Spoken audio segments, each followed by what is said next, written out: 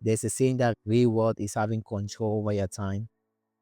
Real wealth is feeling good, it's not looking good, right? Real wealth is in the bank account and people cannot really see that. That's why most of the rich people like Mark Zuckerberg, they wear one thing, they wear one color clothes because they don't really have to choose about things. So the more you buy, actually, the more the system owns you. And there's a lot of manipulation of information, right? It was Malcolm X who says that the media is the most powerful entity on earth. They have the power to make the innocent guilty and the guilty innocent. They control the minds of the mass, right? So growing up, so many people might think, oh, having this good job because they make this amount of money, it means it's good. But if you look into the job, the amount of sacrifice and work that you have to put in to make that money is basically taking away some people's humanity. It's basically taking away your whole mental health, your physical health. It's really stressful. So we really have to look down deep inside because as humans, I believe we were called to this earth to actually work and to be better managers for ourselves because God gave this land and He says He put man into it to manage their land.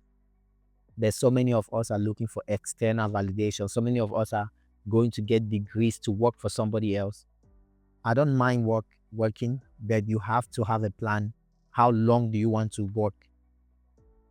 If you have a job and you don't have a plan how long you have to work in that job and you have to retire at 65, then I think you are falling inside that trap because nobody should be working for somebody else for the rest of their life. We have the power to create the life that we want to build for ourselves. So one most important thing that we have to do in order to save our money is to limit comparison.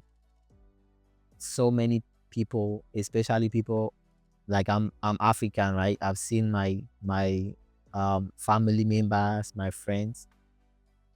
We always want to compare. Oh, what degree do you have? What is it, a bachelor's degree? Is it a master's degree? What school are you going to? Are you going to an Ivy League? What car are you driving? What have you done? Have you built a home back in your country? So you have to limit comparison. There's a saying that comparison is the thief of joy. So that's number one, limit comparison. Number two, we have to learn how to save our money, right? Like I said, it's really not about how much we make, but it's about how much we keep. You can make 1 million, but if you ask that 1 million, where's the 1 million going to? Some people who have $1 million, what they will do is you just use it and buy things that they don't need. This will shock you, but there are people who have millions of dollars spent on one night in clubs. So really think about where your money is going to. And saving money comes with, first, I'm gonna talk about home. Like, how are you living? Is your living condition? Can you downsize? Like, how much are you paying for rent? Right? You have to reduce that amount of rent. Maybe you can get a studio. Maybe you can live with some other people. Maybe you can cut your car expenses, like your insurance, your car notes, all of that, right? Your your maintenance on your car, all of these things, right? Where are you working to, right? Where maybe some people drive even 1 hour to work.